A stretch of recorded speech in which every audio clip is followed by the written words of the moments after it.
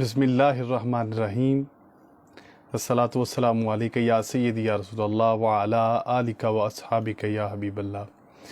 बरकाते Ramzan transmission आज छठा रोज़ा जिसमें हम ऑनलाइन हैं, और आज रमज़ानुल मुबारक में रोज़े के मसाइल के पार्ट 2 यानी दूसरे हिस्से में जो कल मसाइल कुछ रहते थे और आज के दिन में जो हमारे सवालात हमें मौसूल हुए हैं उनके जवाबात इंशाल्लाह अर्ज़ किए जाएंगे। एक साथी ने सवाल किया था जो बच्चों को दूध पिलाने वाली औरतें हैं उनके हवाला से। तफसीली तौर पर हमने कल के दर्स में ज़िक्र किए थे, जो 5 रमज़ान मुबारक की ट्रांसमिशन थी, आप उसमें देख सकते हैं, लेकिन मुख्तसर मैं अर्ज़ कर सकता हूँ। जो दूध पिलाने वाली औरतें हैं, अगर वो रोज़ा रखें और उसमें जिस्म में कमज़ोरी या बच्चे की सेहत को अगर ख़तरा लाहिक हो तो फिर उनके लिए इख्तियार है कि वो रोज़े ना रखें बल्कि बाद में क़ज़ा कर लें। लेकिन अगर वो औरतें बर्दाश्त कर सकती हैं तो फिर उनके लिए यही अफजल है कि वो रमज़ान के रोज़े रखें। एक और साथी ने बड़ा दिलचस्प सवाल किया था, यकीनन ये नया एक सवाल था। आज के दौर में ये अक्सर मामला पेश आता रहता है कि अगर एक शख्स जो है मोटरसाइकिल पे जा रहा है और उसके हलक में मच्छर या मक्खी जो है वो नीचे हलक से उतर गई, मुंह में उसके आ गई और हलक से उतर गई, तो क्या उसका रोज़ा टूट जाएगा? तो बहार शरीयत में ये मसला लिखा हुआ है कि उसका रोज़ा नहीं टूटेगा। एक और सवाल हमारे एक साथी ने किया था नमाज तरावी के हवाला से। अगरचे हमारी उसकी एक अलग नशिस्त तरावी के मसाइल पर हमारी एक अलग नशिस्त होगी इंशाल्लाह। हम कोशिश करेंगे कि कल उसको उसकी जो ट्रांसमिशन है कल उसका टॉपिक रखें कि रमज़ान की जो रोज़ा है उसके लिए तरावी पढ़ना ज़रूरी है। तो यहाँ पर मैं अर्ज़ करता चलूँ कि रोज़ा एक अलग इबादत है और तरावी नबी पाक सल्लल्लाहु अलैहि वसल्लम की सुन्नत एक अलग इबादत है। अगर कोई ये शख्स समझे कि रोज़े के लिए लाजिम है नमाज तरावी, तो ऐसा तो नहीं है। लेकिन हम ये ज़रूर कहेंगे कि रमज़ानुल मुबारक के महीने में जो नवाफिल की बरक़ात हैं, जो इबादत की बरक़ात हैं, वो दीगर किसी भी माह में नहीं। इसलिए उसे कोशिश करके करनी चाहिए कि वो रोज़ा रखने के साथ साथ नमाज तरावी जो है उसकी भी अदायगी करें। एक और शख्स हमारे साथी ने सवाल किया था कि एक शख्स ने नियत की, जब सहरी के वक़्त उठा तो उसकी तबीयत ठीक नहीं थी और उसने सहरी की इस नियत के साथ कि अगर मेरी तबीयत ठीक रही तो मेरा रोज़ा है, लेकिन अगर जो है वो मेरी तबीयत ठीक ना रही तो मेरा रोज़ा नहीं है। तो इस नियत के साथ अगर उसने रोज़ा रखा तो उसका रोज़ा नहीं होगा। क्यों? उसकी नियत जो है वो मुतज़लज़ल है और मुतज़लज़ल रोज़े में नियत में रोज़ा नहीं होता। आज के दरस में एक हमारे साथी स्टूडेंट ने सवाल किया था कि जो हम कुली करते हैं और सारा पानी कुली का बाहर फेंक देते हैं और उसकी तरी मुँह में रह जाती है, तो क्या इससे रोज़े को कोई फ़र्क पड़ता है? इससे रोज़े को कोई फ़र्क नहीं पड़ता, बशर्ते कि उसने कुली का तमाम पानी जो है वो बाहर फेंक दिया हो, इससे रोज़ा नहीं टूटेगा। हमारे एक साथी ने दूर से सवाल किया था दांतों में से खून आने के हवाला से कि अगर दांतों में से खून आए तो और वो खून जो है अगर वो बाहर फेंक दे तो तब रोज़े का हुक्म क्या है, और अगर वो अंदर निकल ले तो फिर उसका हुक्म क्या है।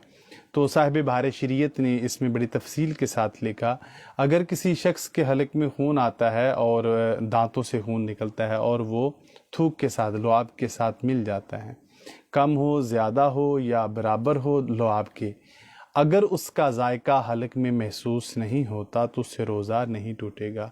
लेकिन अगर उसका जायका हलक में महसूस होता है तो उसका रोज़ा टूट जाएगा।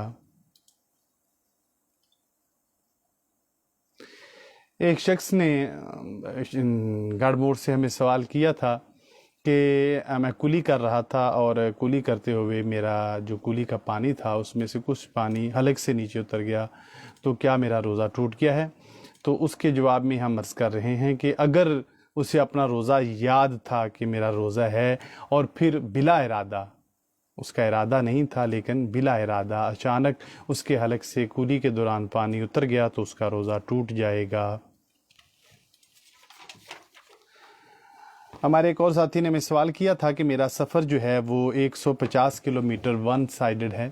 میں دور کہیں جاب کرتا ہوں تو کبھی کبھی روزانہ واپس آ جاتا ہوں اور کبھی کبھی جو ہے وہ 2 دن یا 3 دن کے بعد واپس آتا ہوں. تو اس صورت میں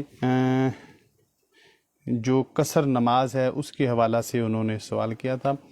قصر نماز جو ہے وہ تو نماز تو قصر ہی پڑے گا، چاہے وہ روز واپس آ جائے یا چاہے وہ 2-3 دن 15 دن کی نیت سے کم رہتا ہے تو نماز تو وہ قصر پڑے گا. البتہ روزے کا اسے اختیار ہے کہ وہ روزہ رکھے یا بعد میں قضا کرے، لیکن اگر اس کی ڈیوٹی ہے تو اس میں ہم یہی مشورہ دیتے ہیں کہ روزہ رکھنا اس کے لیے افضل ہے اور وہ کوشش کرے رمضان میں وہاں ارینج کر لے کہ وہ 2-3 دن کے بعد آئے. اگر اس میں پھر 2-3 دن کے بعد آتا ہے تو ایک روزہ اگر اس کو اختیار کے ساتھ چھوڑنا بھی پڑتا ہے تو اس کے روزے کم قضا ہوں گے، کیونکہ ڈیوٹی مسلسل ہوتی ہے تو اس لیے سارے کے سارے روزے اگر قضا بھی کرے گا تو ڈیوٹی تو اس کی چلتی رہے گی. تو افضل اس کے لیے یہی ہے کہ وہ روزے رمضان کے رکھے اور ان دنوں میں قیام کا کو بندوبست وہیں پر کرے جہاں پر اس کی ڈیوٹی ہے.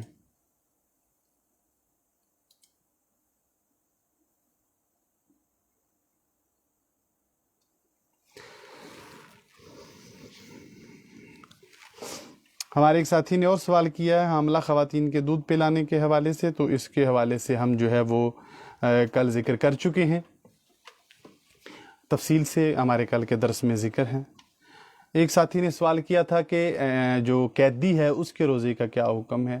پاکستان میں جو مسلم ممالک ہیں وہاں تو جو قیدی ہوتے ہیں ان کے لیے سحری افطاری کا انتظام ہوتا ہے، لیکن اگر کوئی قیدی جو ہے وہ دارالحرب میں ہے، یعنی وہاں پر جہاں پر غیر مسلم کی جناب والا حکومت ہے، تو اس کو چاہیے وہاں لکھ کے جو ہے وہ اپلیکیشن اپنی دے.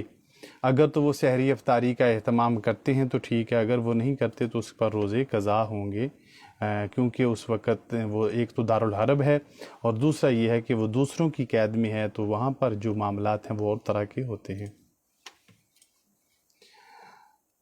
ایک شخص نے کہا ہے کہ آٹے والی چکی پہ کام کرتا ہوں میں، اور اس صورت میں جو آٹا ہے وہ اس کی جو غبار ہے وہ حلق سے اتر جائے تو کیا روزہ ٹوٹ جاتا ہے؟ اس سے روزہ نہیں ٹوٹتا، لیکن وہ قصدن اگر ایسا نہ کرے. اسی طرح جو دھواں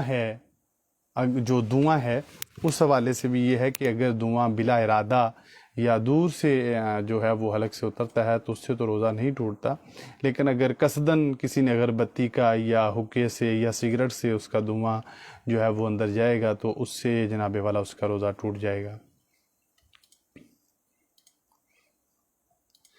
ایک اور ساتھی نے سوال کیا ہے